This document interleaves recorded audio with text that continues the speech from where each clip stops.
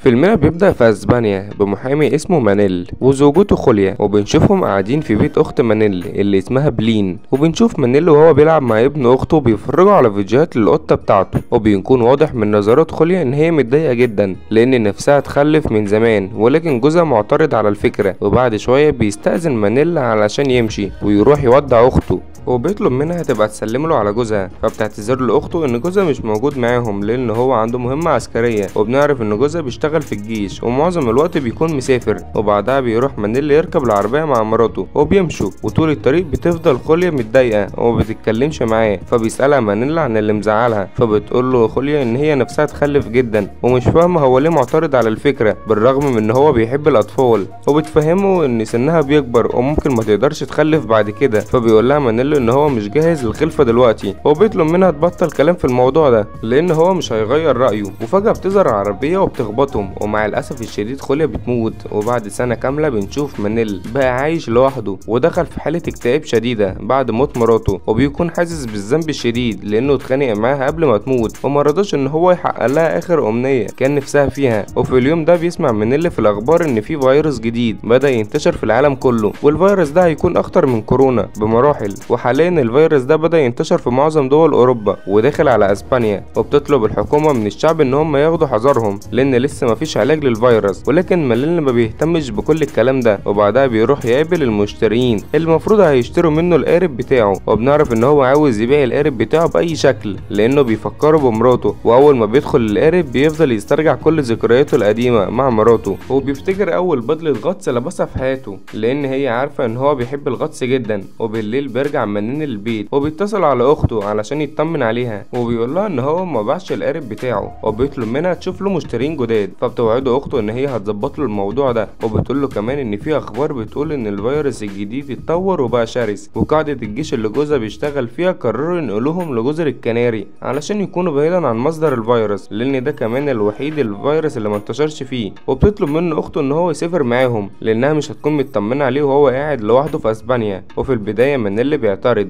لانه مش عاوز يسيب بيته وشغله، ولكن اخته بتفضل تزن عليه لحد ما بيوافق، وبتقول له ان هي بالفعل حجزت له كرسي في الطياره اللي بعدهم لان ما كانش في مكان فاضي في الطياره بتاعتهم. وتاني يوم بنشوف مانيل وهو بيجهز حاجته علشان يروح المطار، واول ما بيخرج من البيت ان معظم جيرانه بيلموا حاجتهم ومهاجرين بره المدينه. فهنا مانيل بيبدا يقلق وبيحس ان في حاجه غريبه بتحصل، لكنه ما بيحطش الموضوع ده في دماغه علشان ما يقلقش نفسه على الفاضي. وبعدها بيتحرك على المطار، ولما بيوصل للمطار بيتفاجئ ان كل الرحلات اتلغت.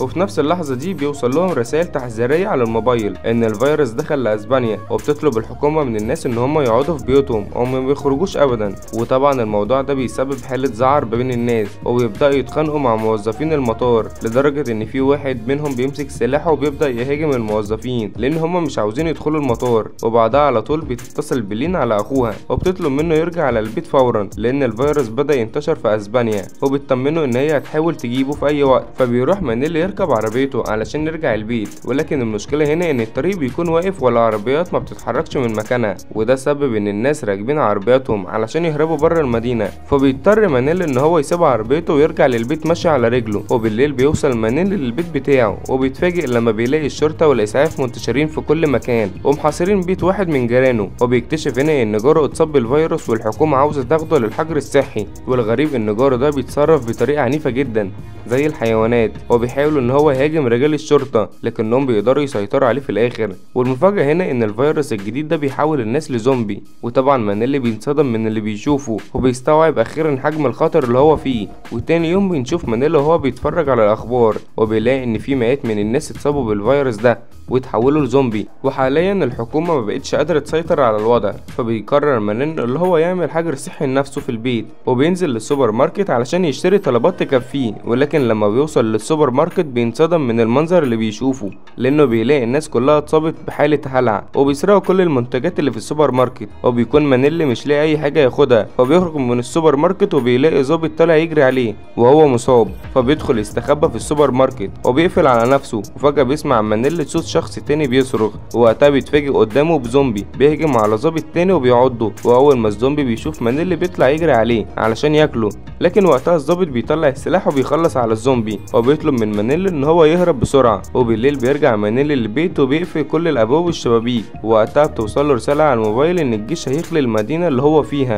وان هم هينقلوه السكان لمنطقه تانية. وطبعا بيكون مانيل مش واثق لو المكان اللي هيروحه ده امان ولا لا، فبيقرر يفضل مستخبي في بيته. وبعد مرور ساعات الجيش بيوصل وبيبدا يخلو المدينه، ولكن مانيل بيفضل مستخبي في بيته لحد ما بيمشوا علشان ما ياخدهمش بالهم ان هو موجود. وبعد مرور اسبوعين بنشوف ان المدينه بقت فاضيه تماما، والمشكله ان كل الرسائل والاتصالات اتقطعت، وطبعا مانيل ما بقاش قادر ان هو يتواصل مع اخته وكل اخبارها اتقطعت. وبعدها بيقرر مانيل ان هو ينزل الشارع علشان يدور على الاكل، وفي البدايه بيلبس بدله الغطس بتاعته علشان تحميه من عضات الزومبي. وبعدها بيبدا رحلته في البحث عن الاكل، وبيفضل مانيل يلف على كل البيوت اللي في المدينة ولكنها بيلاقيها فاضية لحد ما بيوصل لبيت ست عجوزة اسمها جبريال، وبيلاقيها قاعدة لوحدها وبيتها فاضي. فبيسألها مانيل هي ليه قاعدة لوحدها ومسافرتش مع أهلها، فبتقول له جبريال إن ابنها سابها لوحدها لأن هي مشلولة وكان صعب جدا عليه إن هو ياخدها معاه. فبيحس مانيل بالشفقة ناحيتها وبيطمنه إن هو يفضل جنبها. وبعدها بتقول له جبريال على شوية بيوت حواليه هيلاقي فيها أكل، وبالفعل بيلف مانيل على كل البيوت دي وبيلم كل الأكل والمؤن اللي فيها. وبعدها بيرجع لجبريال تاني وبيقعدوا ياكلوا سوا. وبالليل بيكون مانيل قاعد يشرب لوحده، ووقتها بيلاقي الراديو يشتغل فجأة وبيسمع صوت شخص بيطلب من كل الناجين ان هم يروحوا لجزر الكناري لان ده امن مكان ليهم، وبيقول لهم ان الفيروس لسه موصلش لهناك. فبيتواصل مانيل مع جبريال عن طريق اللاسلكي وبيطلب منها تجهز نفسها علشان تروح معاه لجزر الكناري، ولكن جبريال بتقوله ان هي مشلولة وهتكون عبء عليه، وبتطلب منه يروح لوحده علشان ما تتعبوش معاها. يرفض يسيبها لوحدها وبيصمم تروح معاه. وتاني يوم بنشوف ان مانيل جهز كل حاجته وبيروح لجبريال، لكنه لما بيوصل عندها بيلاقيها ميتة وبيعرف ان هي اذت نفسها علشان ما تضطرش اللي هي تسافر معاه وتكون عبء عليه، وبتكون سايباله جواب بتشكره على كل اللي هو عمله معاها. وطبعا مانيل بيزعل جدا وبيخرج من البيت وهو محبط، وفجأة بيلاقي زومبي هجمت عليه ولكنه بيقدر مانيل يخلص عليهم. وبعدها بيرجع بيته وبيفضل يشرب ويفكر هيعمل ايه لحد ما بيقرر ان هو يهرب عن طريق البحر. فبياخد قطته والموتوسيكل بتاعه وبيتحرك ناحية المينا، وفي الطريق بيتفاجئ بهجوم عدد كبير جدا من الزومبي، فبسرعة بيزود سرعة الموتوسيكل على الآخر وبيقدر يهرب منهم. ولما بيوصل للمينا بيقفل عليه الباب كويس علشان ما يقدروش يقربوله، وبعدها بيدخل المركب بتاعته وبيحاول يشغله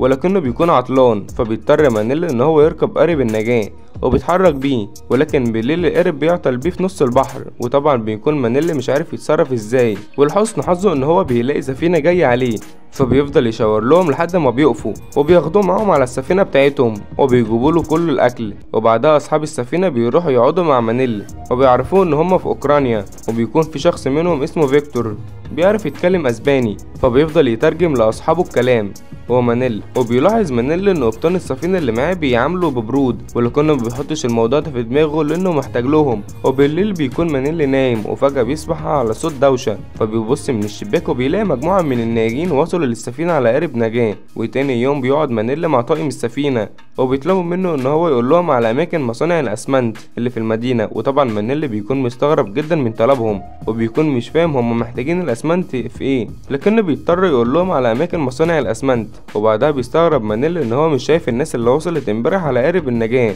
فبيروح يسأل فيكتور هم الناس اللي وصلوا امبارح راحوا فين. فبيتوتر فيكتور من سؤاله وبيقول له ان مفيش وصل حد امبارح، ولكن مانيل بيكون متأكد ان هو بيكذب عليه وبيسأله هم عملوا ايه فيهم بالظبط. ففيكتور بيطلب منه ما يجيبش سيرة الموضوع ده لو عاوز يعيش. فهنا بيتأكد مانيل ان في حاجة غلط بتحصل على السفينة دي وبيقرر ان هو يهرب. وبالليل بنشوف مانيل بيجهز نفسه وبيستعد علشان يهرب، ولكنه وقتها بيلاقي أسرى مربوطين في السفينة من تحت وبيكونوا هم دول نفس الناس اللي وصلوا امبارح على السفينة. فبسرعة بيروح مانيل يفكهم، ولكن وقتها بيوصل عنده واحد من طاقم السفينة وبيخلص على واحد من الأسرى ويستعد علشان يخلص على مانيل.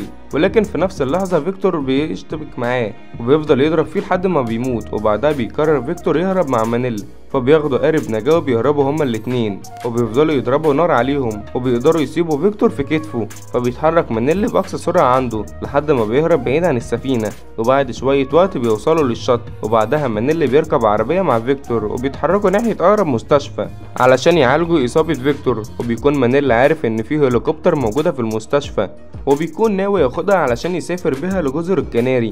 وفي الطريق بيعترف فيكتور لمانيل إن قبطان السفينة بيجمع أكبر عدد من الأسرى علشان يناولوه الملجأ يحميه من الزومبي، واللي بيعترض عن الموضوع ده بيقتله على طول. وكان بيدور على الأسمنت علشان يستخدمه في بناء الملجأ. وطبعا مانيل بينصدم من اللي بيسمعه، وبيقول إن الراجل ده لازم يتحاسب على أفعاله. وبعد شوية وقت بيوصلوا قدام مستشفى، ولكن بيتفاجئوا بعدد كبير جدا من الزومبي. فبينزل مانيل من العربية وبيبدأ يقاتلهم، وبعدها بياخد فيكتور وبيدخله بسرعة للمستشفى. وبيسيب فيكتور لوحده في الأوضة لحد ما بيروح يدور على الأدوات اللي هيشيل بيها الرصاصة من جسمه. وفي الأثناء دي بيسمع صوت ناس من المستشفى، فبيفضل يشاور وماشي ورا مصدر الصوت، وبيتكلم معاهم بصوت عالي وبيقول لهم ان هو محتاج مساعدتهم لان معاه شخص مصاب. ووقتها بيخرج له الممرضة ودكتور، وبيكون معاهم 3 اطفال واهاليهم ماتوا. وبعدها الدكتورة بتاخد فيكتور لأوضة العمليات علشان تشيله الرصاصة. وبالليل بيقعد مانيل مع الممرضة والدكتور وبيسألهم عن الاطفال اللي معاهم، فبيقولوا له ان الاطفال دول اهاليهم ماتوا في المستشفى وملهمش حد يعتني بيهم. وفي اليوم اللي بعده بيقدر مانيل يعرف مكان الهليكوبتر، ولكن المشكلة هنا ان الزومبي بيكونوا منتشرين حواليهم. وطبعا بيكون مانيل مش عارف ازاي هيقدر يوصل للهليكوبتر. وفي اللحظة دي موبايله بيلقط شبكة، وبيلاقي ان اخته بعتله رسائل كتير جدا من وقت ما بداية الكارثة. فبيفضل مانيل يتفرج على الرسائل وهو منهار من العياط. وبعدها بيبعت رسائل لاخته وبيطمنها فيها على نفسه، وبيقول له ان هو هيجيلها قريب جدا. ومرة واحدة بيسمع مانيل صوت ضرب نار، فبيبص تحت وبيتفاجئ ان القبطان وعصابته وصلوا للمستشفى. وطبعا مانيل بيترعب اول ما بيشوفهم، فبيروح بسرعة ياخد الناس اللي معاه علشان يهربوا. وفي اثناء هروبهم بيظهر قدامهم زومبي وبيعضوا الدكتورة. وطبعا الدكتورة بتكون عارفة ان هي هتتحول لزومبي بعد لحظات، فبتطلب منهم يمشوا ويسيبوها، وبتوصيهم على الاطفال اللي معاهم. فكلهم بيودعوا الدكتورة للمرة الاخيرة، وبيكملوا في طريقهم لحد ما بيلاقوا بوابة الخروج قدامهم. ولكن المشكلة هنا ان المكان كله بيكون محاصر من الزومبي، واي حركة بسيطة هتخلي الزومبي يسمعوهم ويهجموا عليهم. فمانيل بيفضل الزومبي وبيشاور للناس اللي معاه علشان يعدوا من البوابة بالراحة. فالممرضة بتاخد طفلين من اللي معاها وبتعدي بيهم، وبعدها فيكتور بيعدي وراهم، وبيكون مش باقي غير طفلة واحدة واقفة وخايفة تتحرك. فمانيل بياخدها وبيبدأ يتحرك بالراحة ناحية البوابة، ولكن وقتها الزومبي بيسمعوهم وبيحاولوا يهجموا عليهم. فبسرعة مانيل بياخد الطفلة اللي معاه وبيروحوا يستخبوا في أوضة. وفي نفس اللحظة العصابة الأوكرانية بتوصل للمكان وبيبدأوا يقتلوا كل الزومبي. وطبعا محدش فيهم بيكون عنده فكرة ان مانيل موجود في المكان.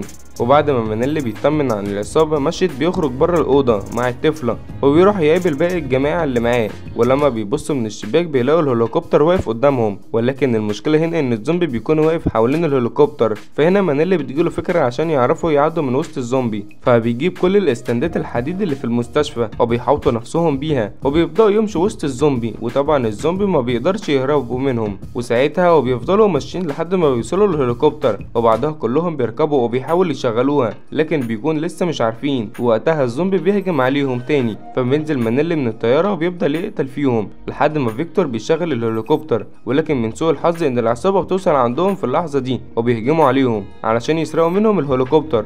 فهنا مانيل بتجيله فكرة وبيفتح البوابة الحديد وبيخلي كل الزومبي يهجموا على العصابة. وفي نفس اللحظة بيقدر فيكتور يشغل الطيارة أخيرا وبيطير بيها، وبيحدف حبل مانيل عشان يطلع عليه بسرعة. وبيمسك مانيل في الحبل وبيبدأ يتسلقه لحد ما بيوصل للهليكوبتر، وبيكون سعيد جدا بالإنجاز اللي هو حققه. وبعد كام ساعة بيجيله اتصال لمانيل من أخته، فبيقول له ان هو متحمس ان هو جاي عندها خلاص. ولكن اخته بتطلب منه يرجع تاني، وبتقول له ان الزومبي هجموا على جزيرة الكناري والوضع خطير. وطبعا بينصدم مانيل من اللي بيسمعه وبيكون مش عارف يروح فين.